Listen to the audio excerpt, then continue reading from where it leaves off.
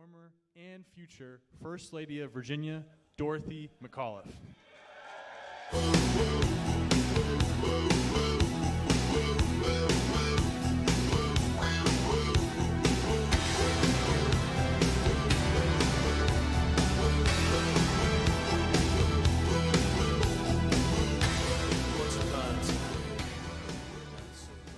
Good evening. It's so great to be here. What a beautiful night to be here. Thank you so many friends for being here and waiting for us. I'm truly honored to speak with you before you hear from my husband of 33 years, Terry McAuliffe. It's such an honor to have President Biden here with us today. His leadership over these past 7 months have helped us make our way out of the COVID pandemic and into a brighter future, getting shots in arms and supporting our small businesses. And just last week, helping the families of 1.5 million Virginia children with President Biden's child tax credit. That is real leadership committed to working families, and I'm so honored he is here with us. Since Terry launched his campaign last December, it's been about one thing, and that's you. Terry wakes up, when he actually does sleep, every single day, working his heart out for Virginians, and that's why he's running for governor, to make Virginia a better Commonwealth for all of us. In fact, for as long as I've known him, I've never known anyone work harder or give more to the people he serves. I know you saw that when Terry was governor. He worked his heart out, day in and day out for our Commonwealth, working hand in hand with Democrats and reasonable Republicans. Terry created 200,000 good paying jobs. He fought to make healthcare more affordable and accessible, and he created innovative programs that provided critical dental care to low-income pregnant women for the first time. He invested in education and expanded pre-K to thousands of children in need. And together, we fought to make sure children don't go hungry. With our efforts, Virginia achieved unprecedented success in the fight against childhood hunger. We saw all the challenges Virginia faced from COVID-19. Leader after leader, many of whom have spoken to you tonight, came to Terry and told him his energy, passion, and dedication to service were needed for Virginia to fully recover. Hearing their call, Terry knew he had to continue to serve, continue to fight for the people of Virginia he loves so much. And so he launched his campaign last December with a plan to give every Virginia child a world-class education. And he's followed that up with 16 other detailed, comprehensive plans to move Virginia forward, to create good jobs, to make healthcare more affordable, and raise the minimum wage, and guaranteed access to paid sick days and family and medical leave. That's just who Terry is, a true public servant who will not rest until he has made the biggest difference he possibly can. I know you know how much Terry can achieve if he's our next governor, but I also know he can't do it without your help. So thank you for being here today. Thank you for all of the hard work you've put in, and for everything I know you're going to continue to do for these next just over 100 days. Like Terry always says, you can sleep when you're dead. And so I ask all of you to leave it all out on the field between now and November 2nd, and please help us turn out the vote. We've got a lot of work ahead of us, but we've never backed down from the challenge before. Together, I know we'll make history in Virginia and keep our Commonwealth moving forward. And with that, I want to give you my best friend, the best dad and husband, and the next governor of the Commonwealth of Virginia, Terry McAuliffe.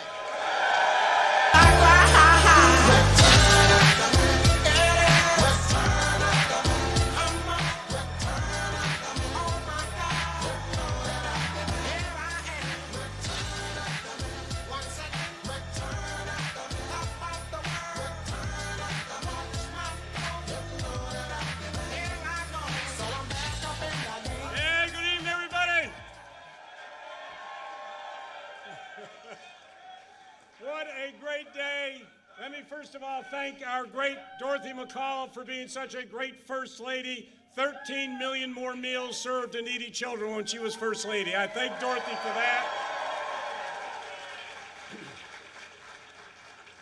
First of all, I'd like to thank our great Chairwoman, Susan Schwecker, for the great work she's doing, Congressman Don Beyer, our great Speaker Eileen Filler-Korn, our Majority Leader Charnel Herring for the great work they've done. And I also want to thank the great chair of my campaign, Louise Lucas, the Senate Pro Tem, who's done a great job for the Commonwealth of Virginia. And I do want to say this now, on behalf of all of us, I want to give a great shout and a great offer of thanks to our great governor and First Lady Pam Northam. Ralph, thank you for everything you have done for the Commonwealth of Virginia. And a huge thank you to our Democratic ticket. We have our delegate and our next lieutenant governor, the first woman lieutenant governor in Virginia history, right over here. Holla!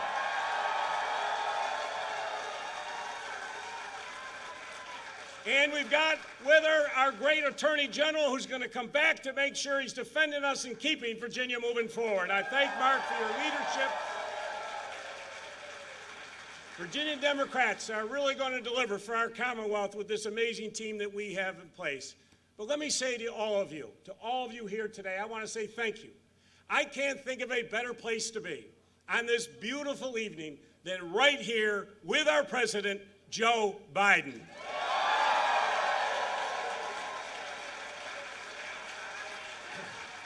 Let me just say this. It is amazing how far Virginia has come over the course of the last 8 years. I remind everybody in this audience, when we took office in 2013, we were facing the most anti-women, anti-gay, anti-environment, pro-gun legislation in the United States of America. We inherited an economy that was in crisis. Now, we've made great strides since then, but Virginia has big challenges ahead of it. It's going to take clear plans and experienced leadership to move Virginia forward and to lift all Virginians up. That is exactly what I did as your 72nd governor of the Commonwealth of Virginia, and it's exactly what I'm going to do as the 74th governor of the Commonwealth of Virginia.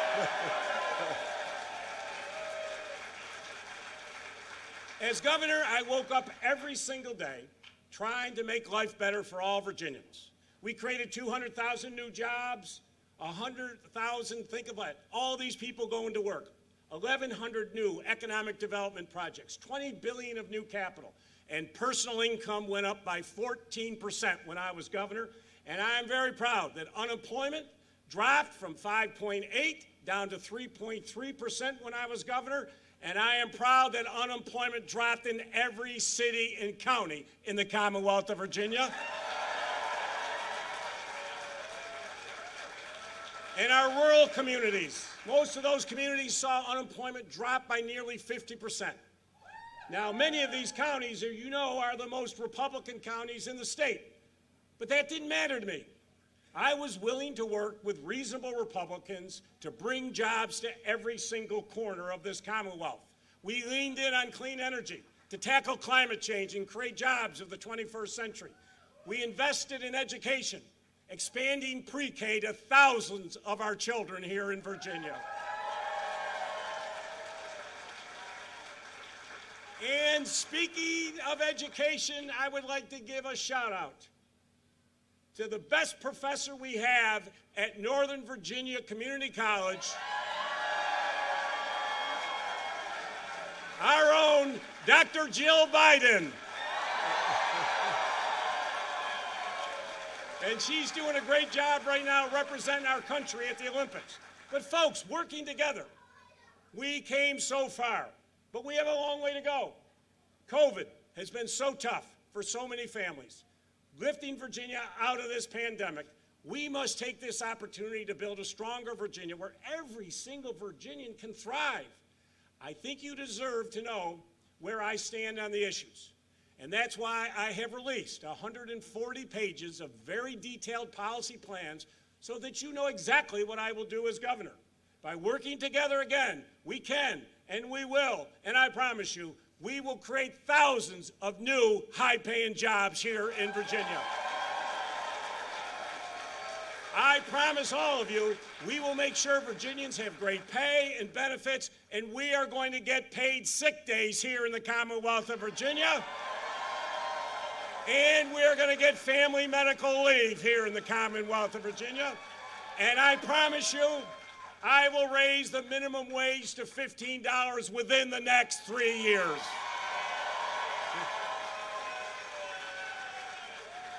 We will reduce health care costs. And that starts with taking on the drug companies who have raised prices. Think of this.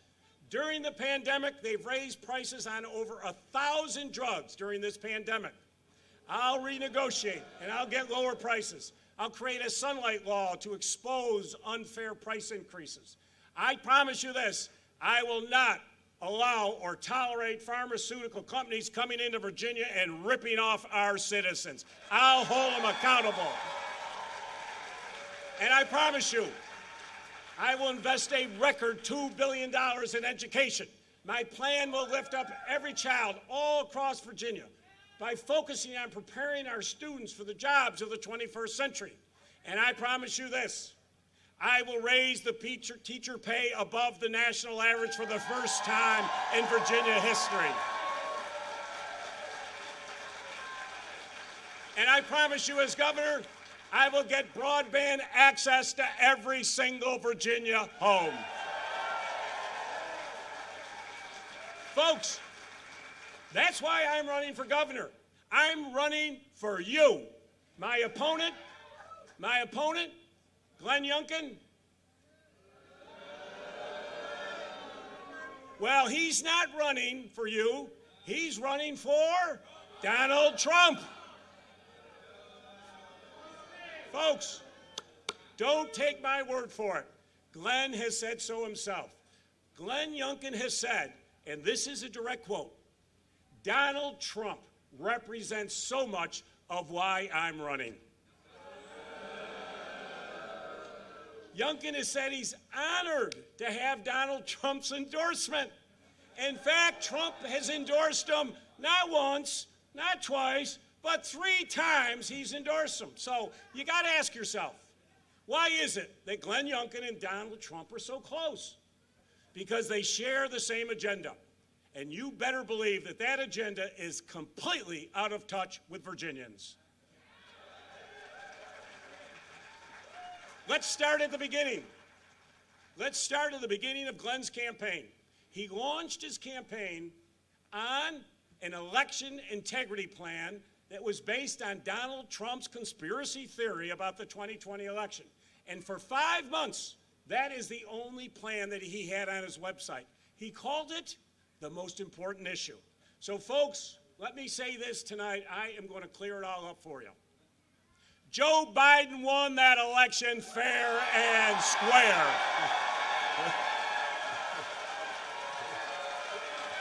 Right?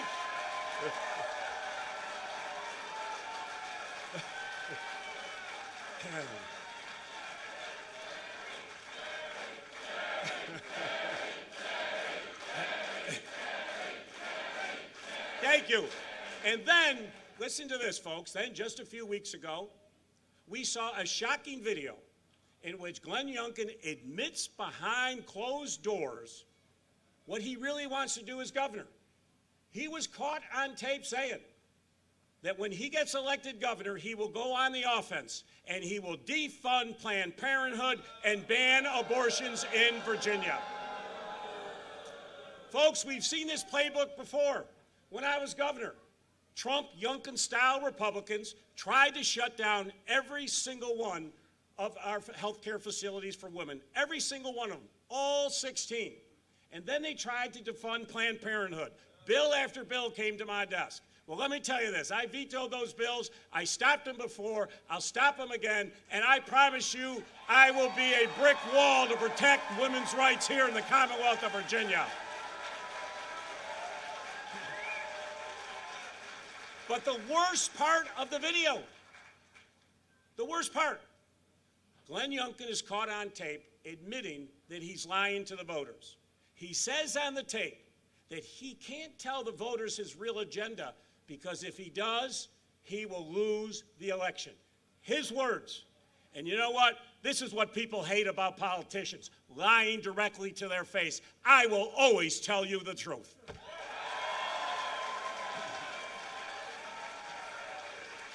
And let's take the economy. Glenn Youngkin lies about the Virginia economy all the time, every day. You know what he says? He says that we're in a ditch. Really, a ditch. Well, Governor Northam and I, we could give this private equity guy a little facts about economics, because guess what?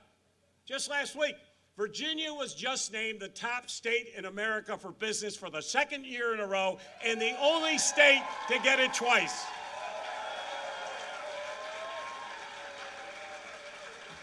So now what's Glenn going to talk about? It's with lies like that, it is no surprise that Glenn Youngkin is the first candidate in 36 years to refuse to debate his opponent at the Virginia Bar Association. Think of that. Folks, Glenn Youngkin is scared to debate me. He is a chicken.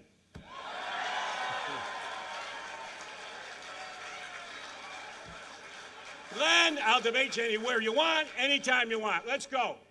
But instead of me debating tomorrow, which is going on for 36 years, I'm standing here before you tonight to tell you about my plans to move Virginia forward. As we did before, we will create great jobs, we'll make health care more affordable, and we'll give every single child a world-class education. But I need your help. The election is just over 100 days away. Between now and November 2nd, I need your help. I need you to work every single day and night. Sleep is way overrated. I need you in the game because together, all of us, like we did before and we've done for the last 8 years, we can take Virginia to the next level. We're going to do it with the help of my good friend of 40 years. You know who's going to help us? Joe Biden. And let me say this. Since Joe Biden was sworn in on January 20th, President Biden has been hard at work getting our country and our economy back on track.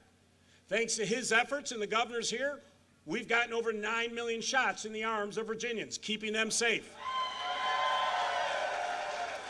The American Rescue Plan, every Virginian should know this. The American Rescue Plan has injected new life into our economy, keeping small businesses afloat and providing more than $3 billion in funding for our Virginia schools. And think of this, right now, the families of 1.5 million children in Virginia are now receiving a little extra help.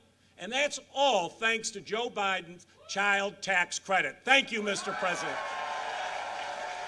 So let me just say this. What did my opponent, Glenn Youngkin, have to say about the American Rescue Plan? Get this. You know what he called it? Unnecessary.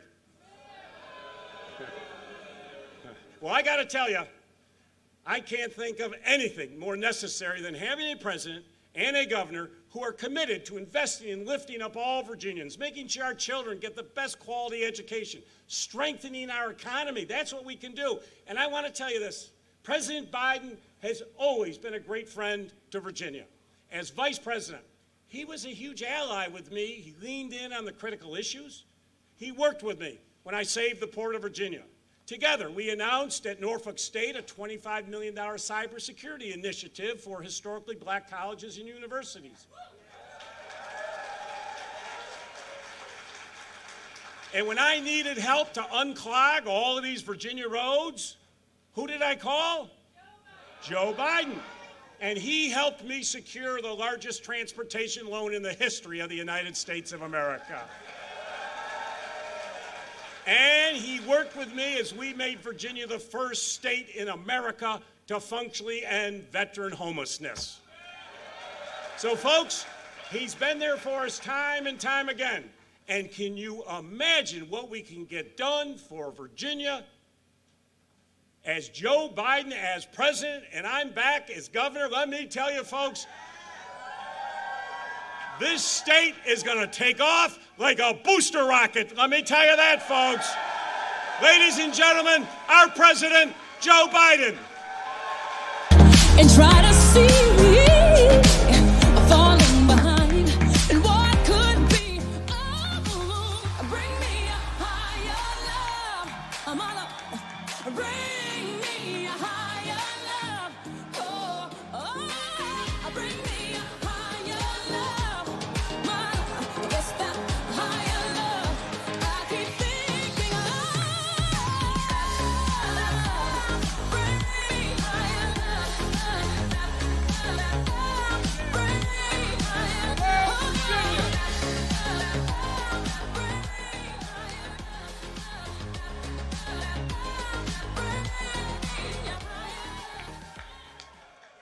Hello, Virginia.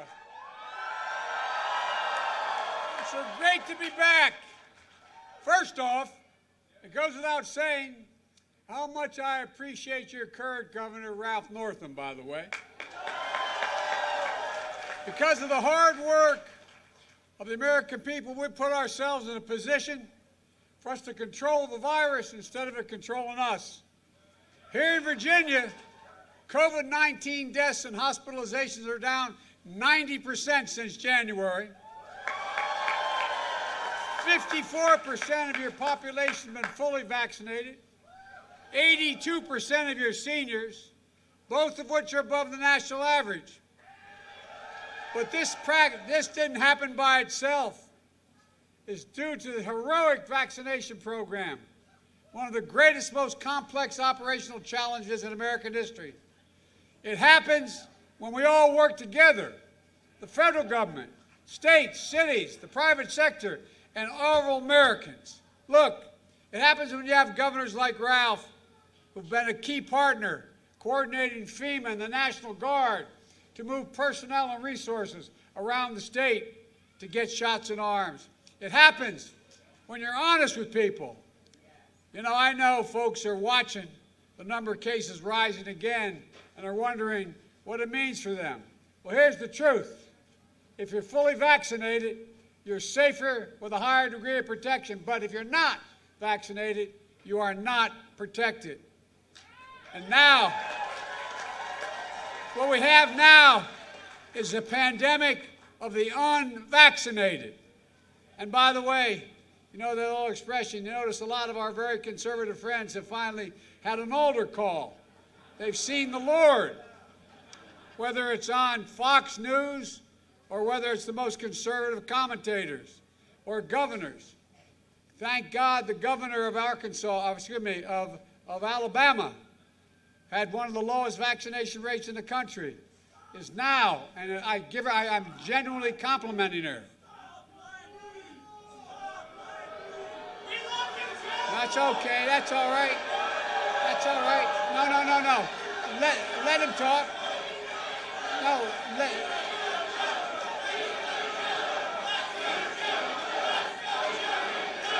look. First. That's okay. Look,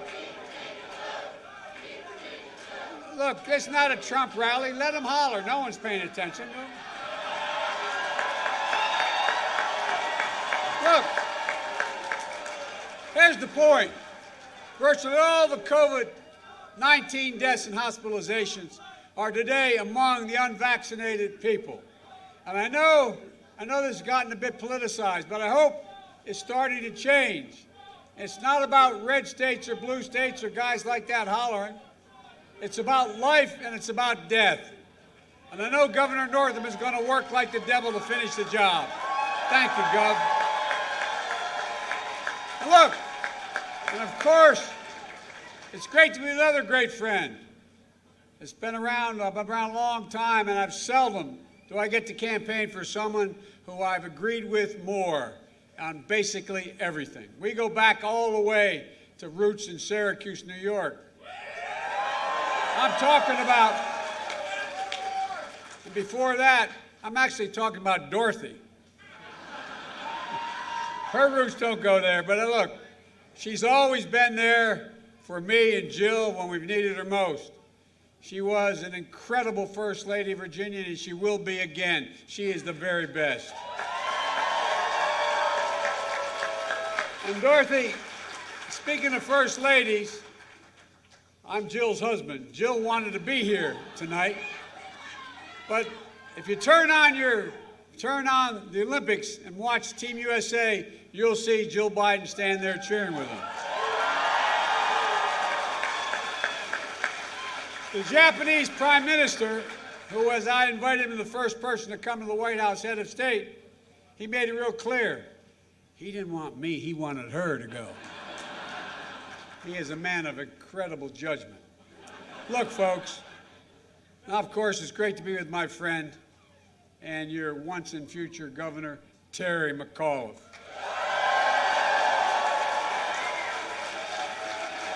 I mean this, think about this.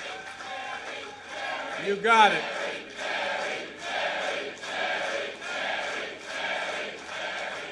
You're not going to find anyone, I mean anyone, who knows how to get more done for Virginia than Terry. That's a fact. You don't have to wonder what kind of governor Terry will be. You know what kind of governor he was and what kind of governor he'll be again. He was a great governor of Virginia, and he'll be even greater this time because he even has more going for him. And Virginia, you got to elect him again. You got to elect him again. And I mean this, not just for Virginia, but for the country. The country's looking. He's off your elections, the country's looking. This is a big deal. Terry and I share a lot in common. I ran against Donald Trump, and so is Terry.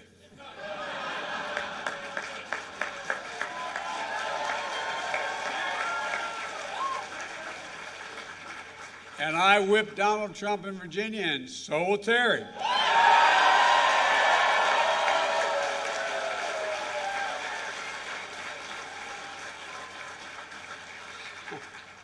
I tell you what, the guy Terry's running against is an acolyte of Donald Trump, for real. I mean, it's just like, I don't know where these guys come from. I really mean it. But above all, Terry, we share the same vision about delivering results. And maybe most importantly, why we got involved in politics in the first place.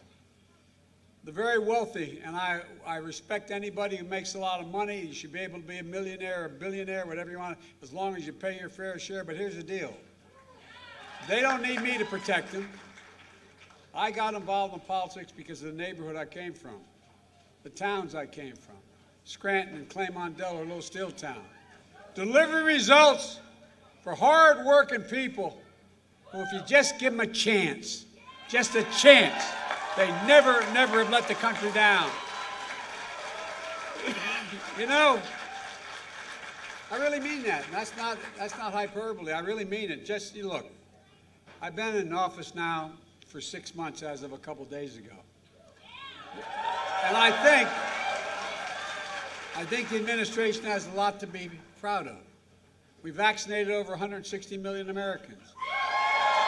We've created over 3 million new jobs, more than any administration has in the first 6 months in entire presidential history. Never has it happened before. We eliminated what we're now estimated to be on track.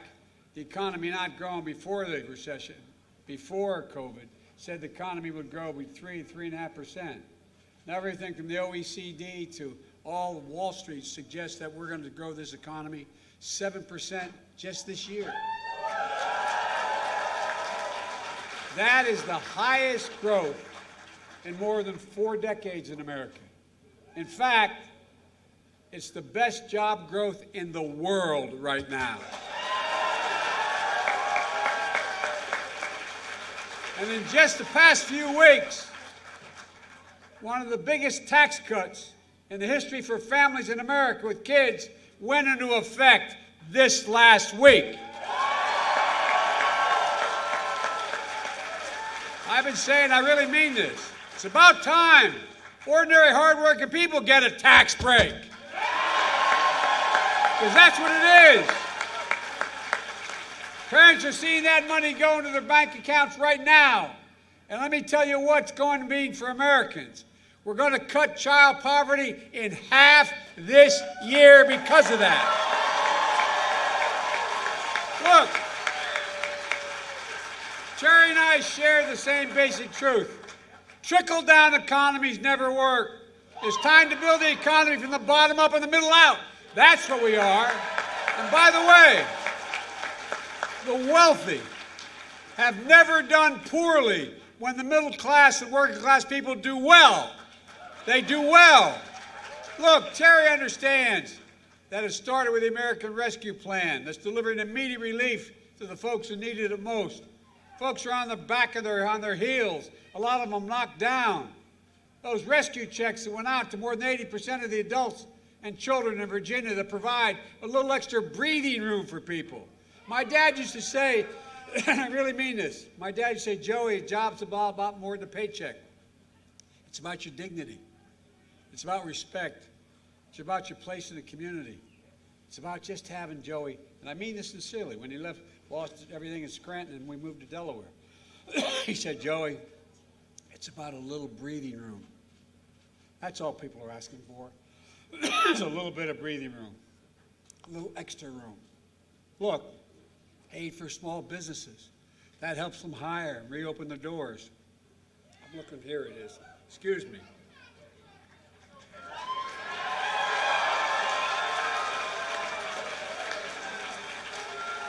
Aid to cities and counties to keep their police officers and firefighters and first responders on the job, educators on the job. The American Rescue Plan lowered health insurance premiums for those buying into the Affordable Care Act by 40% on average, saving people $600 a year. And Terry knows the work continues, that health care should be a right, just not a privilege, folks. And as I said when I was running, with Terry and Dorothy's help, it's not enough to build back. I mean this sincerely. America is the only nation in the world when it's faced a crisis has come back stronger than before the crisis. Only one. I'm not joking. We have to build back and build back better. It's amazing how that phrase has caught on around the world, isn't it? But Terry and I know, along with Mark Warner and Tim Kaine and Don Beyer and Abby Settlenberg, who are working on this in Congress, it means modernizing our physical infrastructure. Folks, we used to invest more than any country in the world in research and development, and we had the #1 infrastructure in the world, the best roads, highways, airports, ports.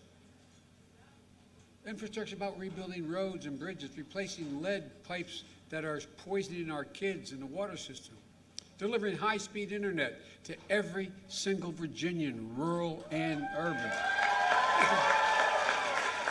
making sure buy American, so when we invest in the jobs, when we purchase all this, that American workers are doing the work. It's not that complicated. It really isn't if you fight for it. Terry and I share the belief that building back better means investing and also in our human infrastructure. You know, that's my plan. It includes all the things Terry's fighting for.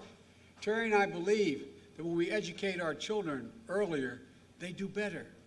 They do better. No, by the way, no matter what background they come from, all the studies at the great universities in this state and others have, in the last 8 years, have pointed out that if a kid goes to not daycare but preschool, beginning at age 3, they increase by 58% the possibility of going all the way through school and on to community college.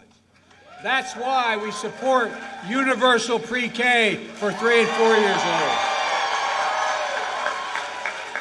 And Terry, if I get it done, y'all aren't going to have to pay for it here in Virginia. And look, we believe 12 years of education is not enough to compete in the 21st century economy.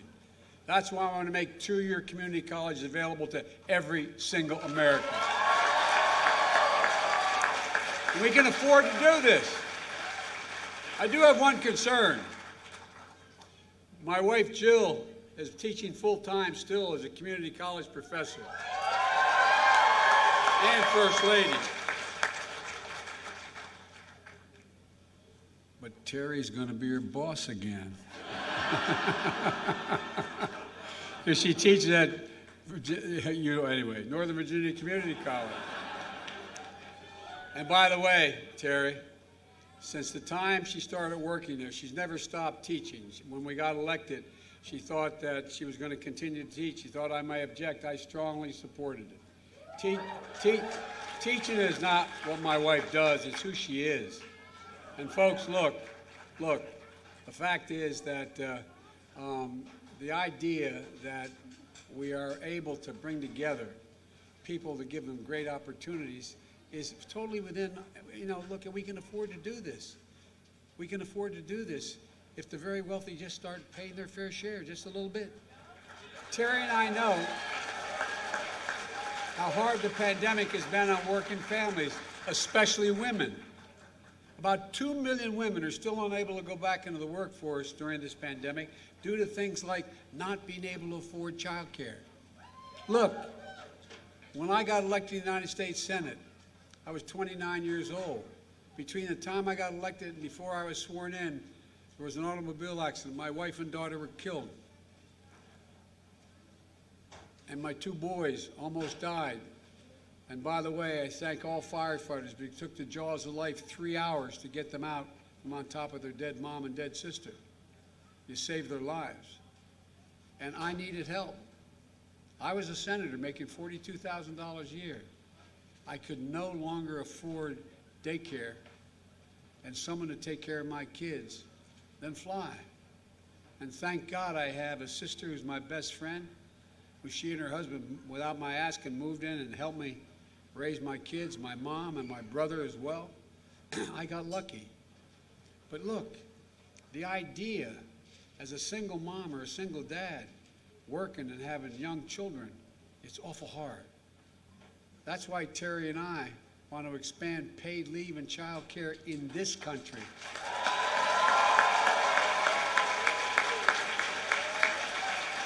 And by the way, Terry, you and I have been talking about this for a long time. We've been talking about high drug prices, how incredibly high they are and how we keep getting ripped off.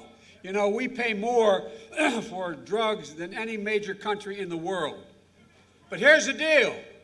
There's a way to do it. Let Medicare negotiate drug prices. And guess what? All the prices are going to come down. And it will pay for itself. I promise you I'm going to get that done.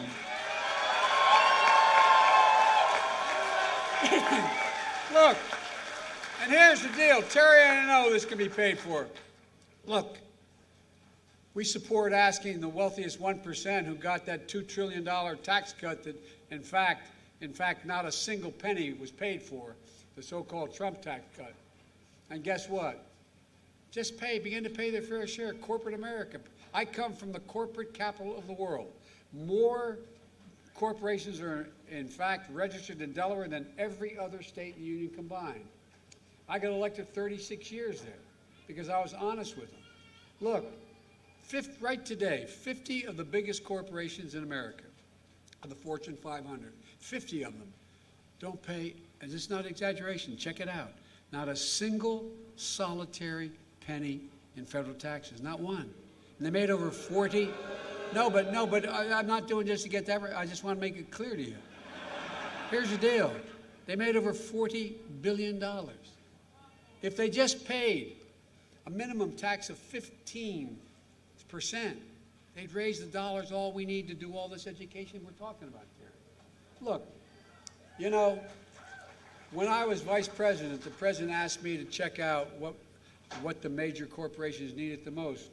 Along with the Secretary of Commerce, we interviewed 300, and I think it was 56, could have been 46, but over 350 CEOs of major corporations. You know what they all said? I need a better educated workforce. Well, guess what? They're not spending any money to educate the workforce. But if we want to make sure America succeeds and runs the world again, economically runs it, meaning being the most powerful economy in the world, we should make sure that they have a chance. these millionaires and billionaires. I'm not one of these guys that say you shouldn't be able to be a millionaire or billionaire. But just pay your fair share. Look, all told, experts from the World Bank, to outfits like Wall Street, and on Wall Street like Moody's, estimate that my plan will grow the economy and create 2 million more jobs over the 16 million they said in 10 years we create. Good paying jobs. Good paying jobs. A significant amount of these jobs will pay the prevailing wage of 30, 40, 50 bucks an hour. 90% of the jobs in our infrastructure plan go to people without a college degree. Folks, we're proposing a blue-collar blueprint to rebuild America. A once-in-a-generation investment in American jobs and families that's going to position us to win the competition of the 21st century. But we've got to get it done. And I need a partner like Terry, who not only is respected in this state, but respected by governors all across America, who knows how to get it done in the states. Folks, on his watch as governor last time, the Virginia economy boomed. 200,000 jobs created. Unemployment went down in every single county, including rural Virginia, by nearly 50%. He attracted major companies to this state. Look how your state grew. And by the way, you know, any of you who are in the business know the first thing you try to attract a company to come to your city, your state, your town, first thing they ask is, what's the highway system? Will I have access to an interstate? Is the port available? Tell me whether or not I have broadband. Tell me whether or not, all the things we're going to build. You know, look, Terry worked with Republicans to invest in education, transportation, and workforce development.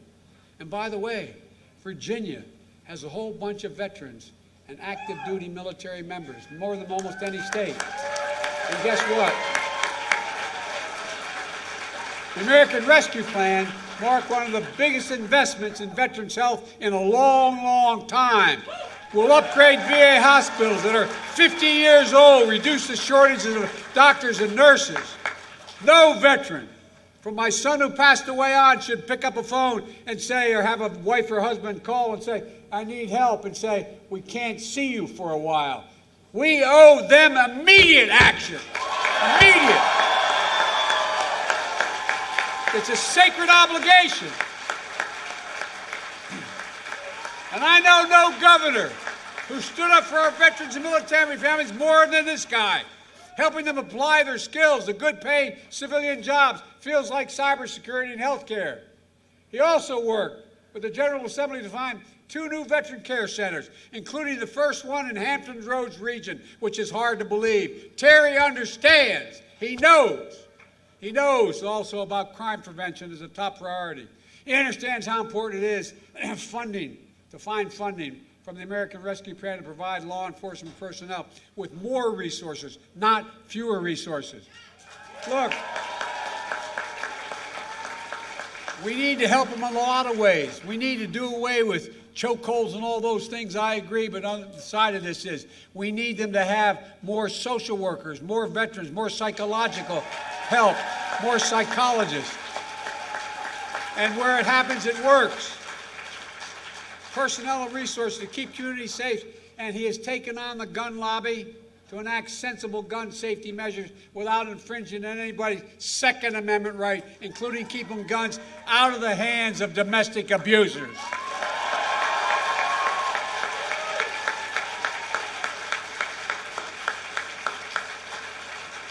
Here's what else. Terry's going to guarantee he's going to move to get a $15 minimum wage. Think about it, folks. Just think about it. And maybe some of you, maybe you know people. Anybody working 40 hours a week, making less than $15 an hour, is in fact living in poverty as defined by poverty in America. It should not happen, period. Period.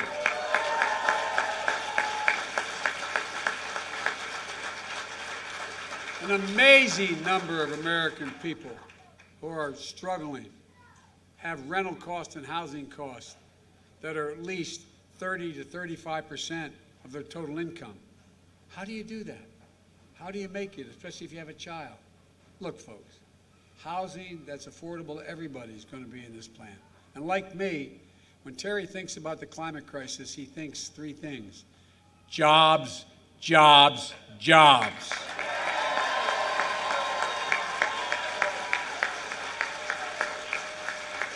It is the reason why we're going to lead the world. Let me close with this. I'm sorry I'm getting kind of wrapped up in this. I need him. I need him. Look, in this election and in 2022, the question the American people are going to be asking is whether or not we're helping them and their families. Not giving them anything. Are we giving them a shot? Just giving them an even shot. Do we understand what they're going through?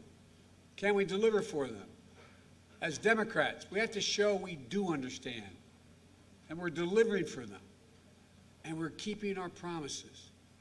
We just have to keep making the case. Just as the Republican Party today offers nothing but fear, lies, and broken promises. No, listen, I mean, think about it.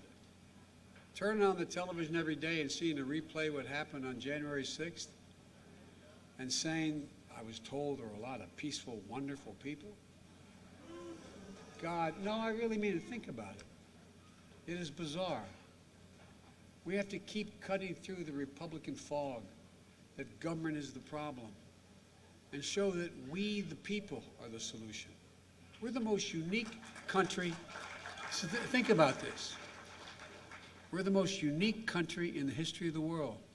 Not a joke. Every other country is put together based on race, religion, ethnicity, background, except the United States. The United States is based on the only country in the world based on the proposition that we hold these truths to be self-evident, that all women and men are created equal, endowed by their Creator with certain inalienable rights, life, liberty, pursuit of happiness. We've never met the test, but we've never walked away from it like the Republicans have. We have never walked away. And we keep, every administration, we keep moving that needle further and further. Look, folks, we're going to have to go out and win this thing, win races up and down the ticket. We got to protect your majority in the House of Delegates. We got to reelect Mark as the Attorney General. We got to reelect Hala as your Lieutenant Governor. We got to elect Terry back as governor. He's been here before. He knows what to do. He knows how to get things done. Virginia, we did it in 2020. In the battle for the soul of America, the people voted. Democracy prevailed. The Constitution held. And we have to do this again. I've said time and again, no matter what, you can never stop the American people from voting, and they're trying like hell. We have to decide. The power must always be with the people. 50, I promise you this, 50 years from now, our children and grandchildren will look back and know that it was at this moment America won the 21st century again. And it starts now. Virginia, it starts with Terry. It starts with you. God bless you all, and may God protect our truth. Thank you, thank you, thank you, thank you. Thank you.